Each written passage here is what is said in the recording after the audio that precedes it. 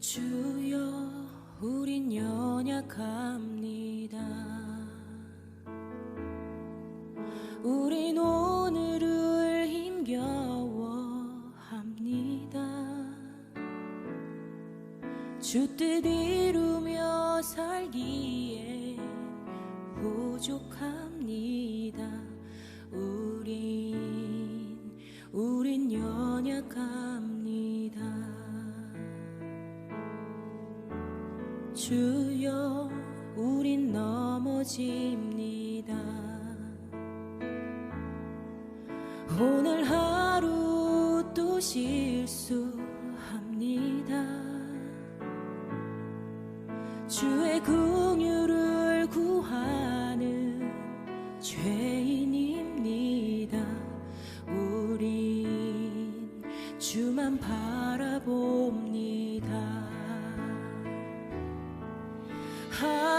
한없는 주님의 은혜 온 세상 위에 넘칩니다.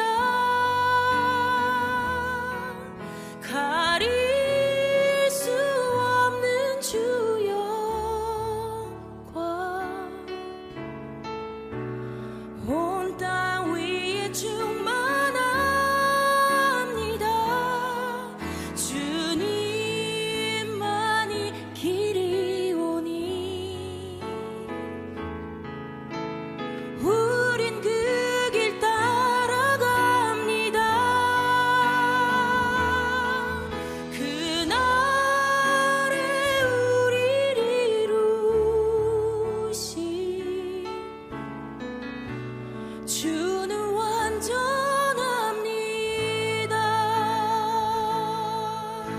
함께 고백합시다. 주여 우리 연약합니다. 주여 우린 연약합니다. 우린 오늘을 힘겨워합니다. 주 뜻 이루며 살기에 부족합니다. 우린 연약합니다. 주여 우린 넘어집니다. 주여 우린 넘어집니다. 오늘 하루 또 실수합니다. 주의 긍휼을 구하는 죄인입니다. 우리 주만 바라봅니다.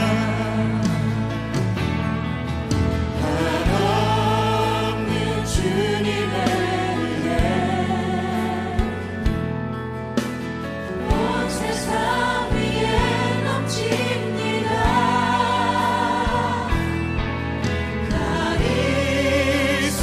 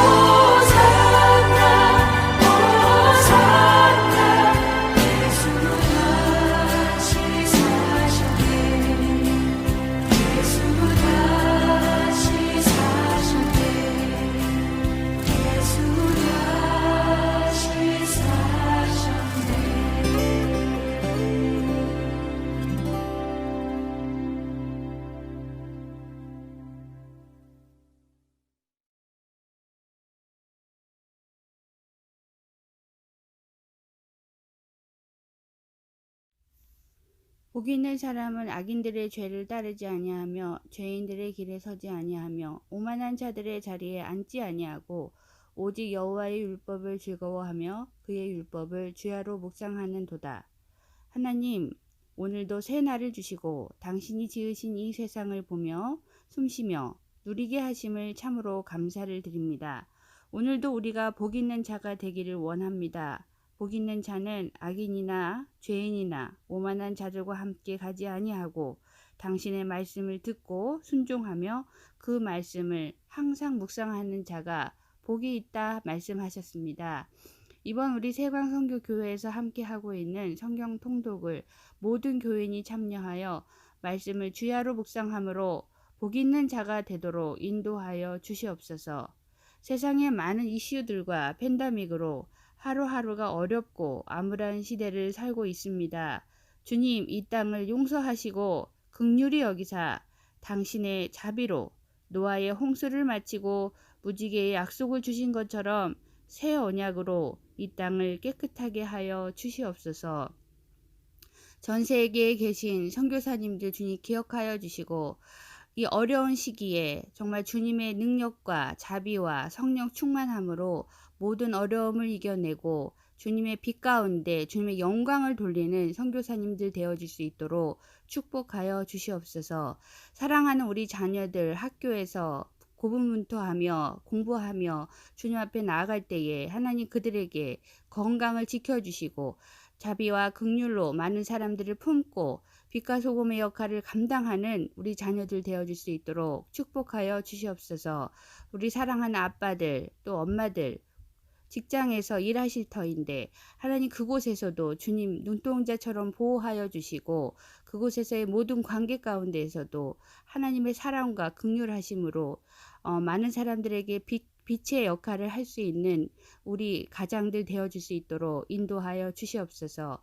말씀을 전하신 유상욱 목사님께 동일한 은혜로 하나님의 능력으로 그 입술에 기름 부어 많은 사람들에게 그 말씀을 통하여 일주일의 삶 가운데 힘을 얻고 승리하며 주님 앞에 나아갈 수 있는 능력의 말씀을 더하여 주실 줄 믿고 감사를 드립니다. 일주일 동안의 모든 삶을 주님 앞에 올려드리며 감사를 드리고 사랑이 많으신 예수님의 이름으로 기도합니다. 아멘.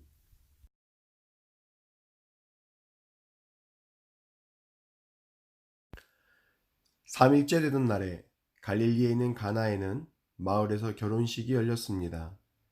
예수님의 어머니도 결혼식에 참석하였고 예수님과 그분의 제자들도 결혼식에 초대받았습니다. 포도주가 바닥났을 때 예수님의 어머니가 예수님께 이 집의 포도주가 다 떨어졌구나 라고 말해 주었습니다. 예수님께서는 어머니, 왜 저에게 이런 부탁을 하십니까? 저의 때가 아직 오지 않았습니다 라고 말씀하셨습니다. 예수님의 어머니는 하인들에게 그분이 시키시는 일은 무엇이든지 하여라 라고 말해 두었습니다. 그 집에는 돌로 만든 물 항아리가 6개 있었습니다. 이 항아리는 유대인들이 정결 예식에 사용하는 항아리들이었습니다. 그것은 각각 물 2~3동이를 담을 수 있는 항아리였습니다. 예수님께서 하인들에게 항아리에 물을 채워라 라고 말씀하셨습니다. 하인들은 항아리에 물을 가득 채웠습니다. 그러자 예수님께서는 그들에게 자, 이제 그것을 퍼다가 잔치를 주관하는 사람들에게 갖다 주어라 라고 말씀하셨습니다. 하인들은 물을 떠서 잔치를 주관하는 사람들에게 갖다 주었습니다. 하인이 떠다 준 물을 잔치를 주관하는 사람이 맛보았을 때 그 물은 포도주가 되어 있었습니다. 그는 그 포도주가 어디서 난 것인지 알지 못하였지만 물을 가져온 하인들은 알고 있었습니다. 잔치를 주관하는 사람들은 신랑을 불렀습니다.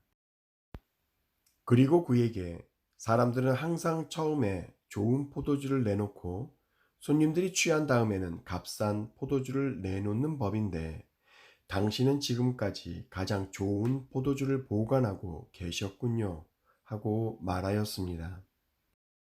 예수님께서는 이 첫 번째 표적을 갈릴리 가나에서 행하셨으며 거기서 그의 영광을 보여주셨습니다. 그러자 그의 제자들이 그를 믿게 되었습니다. 할렐루야! 우리 좌우 옆 사람 바라보면서 이렇게 인사했으면 좋겠습니다. 하나님께서 당신을 사랑하십니다. 아멘. 얼마 전 미국에서 가나안 혼인잔치라는 다큐가 상영되었습니다. 사회에 많은 충격을 주었는데요. 오늘 본문 말씀이 바로 이 가나안 혼인잔치에 대한 말씀입니다.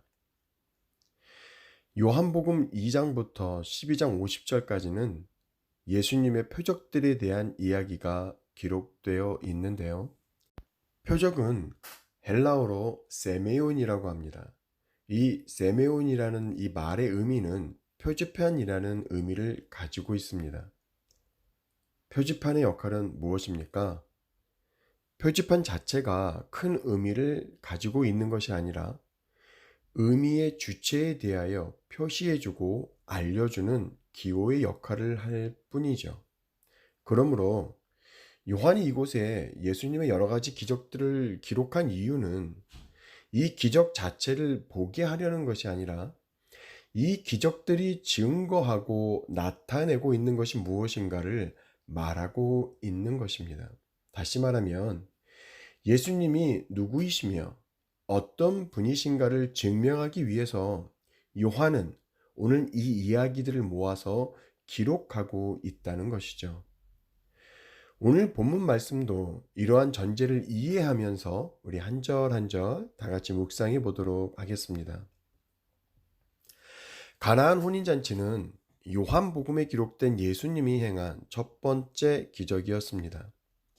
예수님은 어머니 마리아와 형제들 그리고 제자들을 데리고 가나안에서 벌어진 혼인잔치에 참석하였습니다. 학자들에 의하면 이렇게 모두 이 결혼식에 참석한 이유가 아마도 이 혼인잔치가 예수님의 사촌 형제이었을 것이다라고 말하고 있는 학자들도 있습니다. 혼인잔치에 포도주가 떨어졌다는 것은 여러분 무엇을 의미합니까? 예수님 당시에 혼인잔치에서의 포도주의 역할은 잔치에 온 사람들의 갈증을 해소할 뿐만 아니라 잔치의 기쁨과 즐거움을 만들어주는 중요한 역할을 담당하는 것이 포도주였습니다. 그런데 한참 결혼식이 진행 중인데 이렇게 중요한 역할을 담당하는 포도주가 떨어졌다면 결혼식이 기쁘고 즐겁게 끝나겠습니까? 아니면 손님들에 대한 예의가 소홀한 결혼식이 되겠습니까? 네, 아마도 결혼식이 끝난 후에 분명 좋지 않은 이야기를 듣게 되는 그런 결혼식이 되었을 것입니다. 이러한 위기 상황 가운데 다행히도 예수님의 어머니 마리아는 한참 진행 중인 결혼식에 포도주가 떨어졌다는 사실을 알았습니다. 마리아는 아마도 결혼식에 초청된 손님이지만 가족이었기에 결혼식을 준비하고 진행하는 여러 가지 과정들을 도왔던 것 같습니다. 예수님의 어머니 마리아가 혼인잔치에서 포도주가 떨어진 사실을 알고 있었고, 그리고 이 문제를 자신의 문제로 인식하였다는 것은 매우 중요한 의미를 우리에게 보여주고 있습니다. 왜냐하면 어떤 문제가 발생되었을 때 누군가가 그 발생된 문제를 알고 있고 이 문제가 나와는 상관없는 문제가 아닌 내가 해결해야 하는 나의 문제로 인식하는 사람이 있다면 이 문제는 해결되어질 수 있는 기회가 높아지기 때문입니다. 본문에서는 예수님의 어머니 마리아는 이 문제를 알고 있었고 이 문제를 자신의 문제로 인식했습니다. 저와 여러분의 삶 속에서 또는 저와 여러분이 속한 공동체 속에서 이런 마리아와 같은 사람들이 함께 한다는 것은 정말 큰 축복일 것입니다. 사랑하는 성도 여러분, 나의 삶에 있어서 문제점은 무엇입니까? 그리고 이 문제의 근원이 무엇 때문인지 우리는 알고 있습니까? 내 삶의 어느 순간부터 기쁨과 행복이 없는 삶을 살고 있는데 무엇이 문제인지조차 알지 못한다면 우리의 삶은 점점 메말라가는 장작과도 같은 그런 삶을 살게 될 것입니다. 혼인잔치에 기쁨과 즐거움을 제공하는 포도주가 떨어질 때 가나안의 혼인잔치가 더 이상 기쁨과 즐거움의 잔치가 될 수 없는 그런 위기에 놓여진 것처럼 저와 여러분의 인생에 기쁨과 행복을 제공해주는 요소들을 잃어버리고 그것을 찾지 못한다면 우리의 인생은 무미건조한 인생이요. 또한 하나님이 기뻐하시는 그런 삶을 살아낼 수 없을 것입니다. 그렇다면 우리는 내가 인식하고 있는 이 문제들을 해결하기 위해서 우리는 무엇을 하여야 할까요? 이것을 알기 위해서 오늘 본문 말씀에서 혼인잔치에서 가장 급하고 또 중요한 문제점을 인식한 마리아가 이 문제를 해결하기 위해서 어떤 행동을 취하였는지를 살펴보기를 원합니다. 요한복음 3절을 보니 마리아는 이 문제들을 예수님께 가지고 나왔다는 것을 우리는 알 수 있습니다. 3절을 보니 이렇게 기록되어 있습니다. 포도주가 바닥났을 때 예수님의 어머니가 예수님께 이 집의 포도주가 다 떨어졌구나 라고 말해 주었습니다 라고 기록하고 있습니다. 사랑하는 성도 여러분, 저와 여러분의 삶의 모든 영적, 육적인 문제들이 있습니까? 바로 지금 예수님 앞에 가지고 나오시기 바랍니다. 예수님께서 함께 해주실 것이고 그 모든 문제의 근원을 해결할 수 있는 지혜와 능력을 저와 여러분에게 주실 것입니다.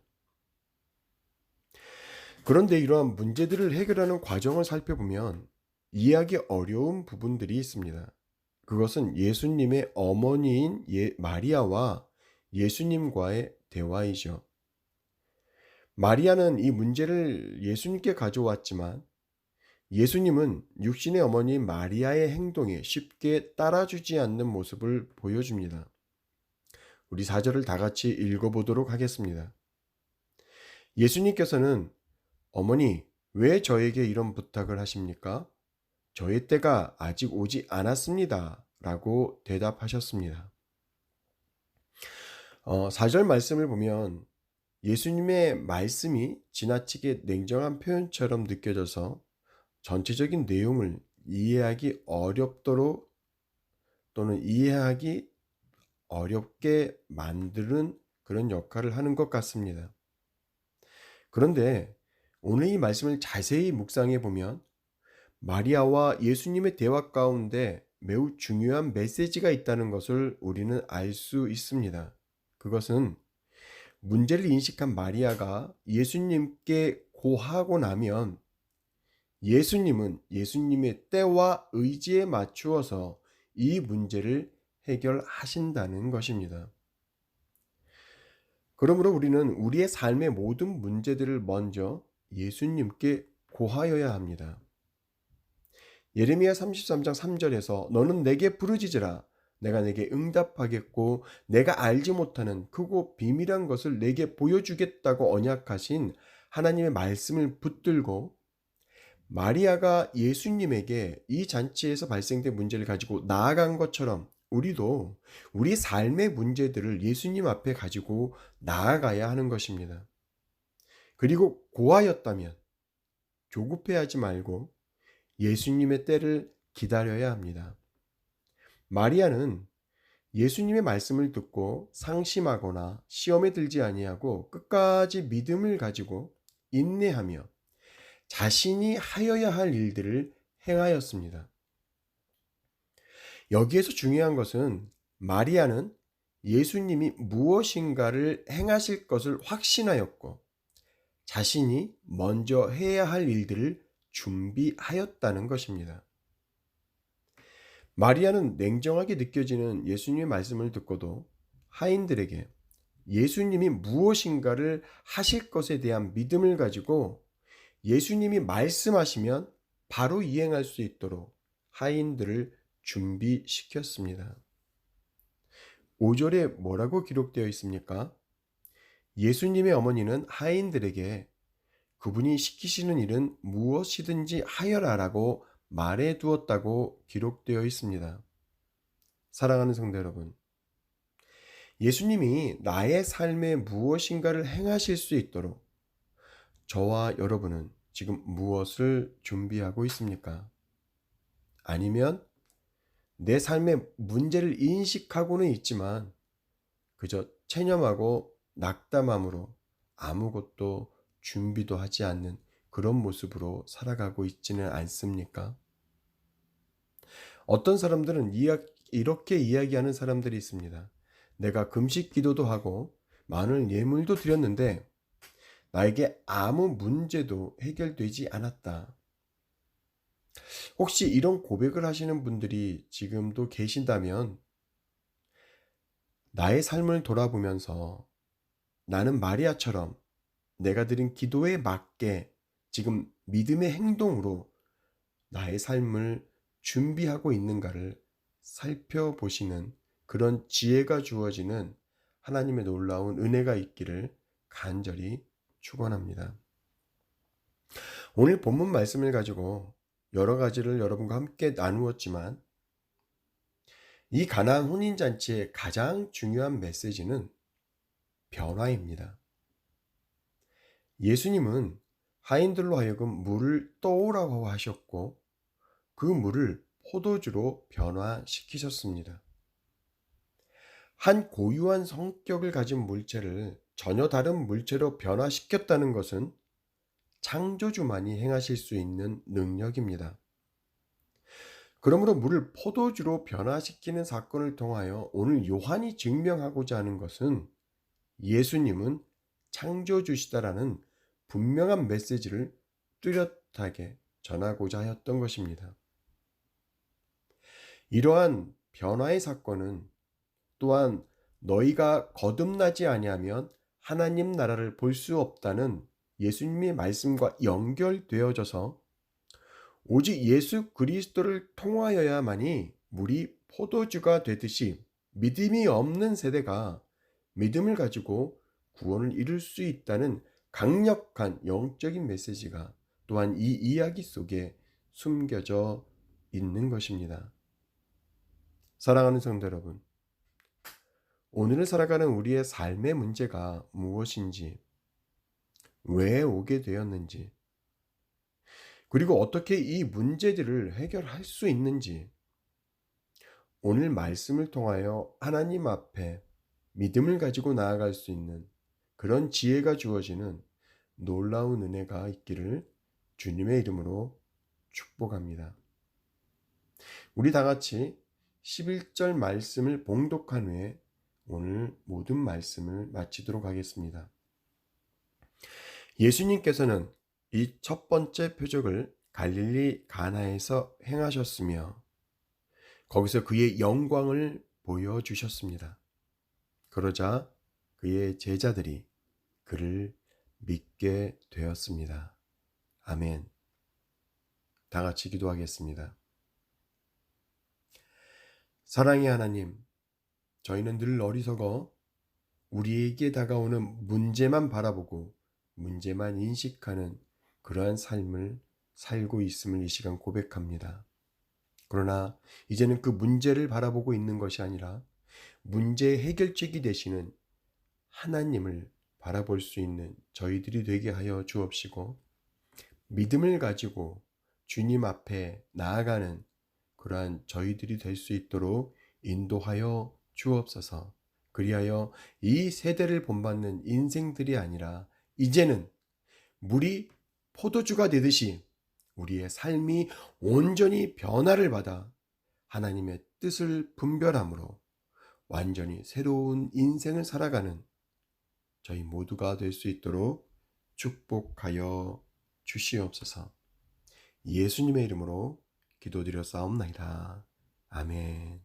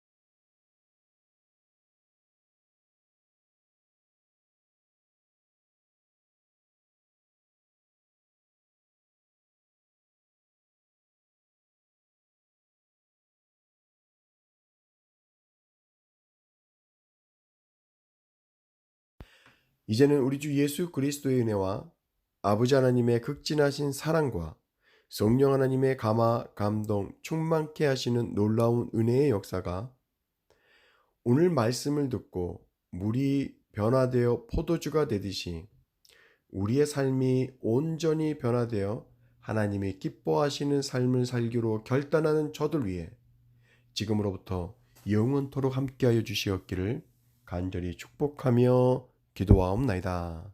아멘.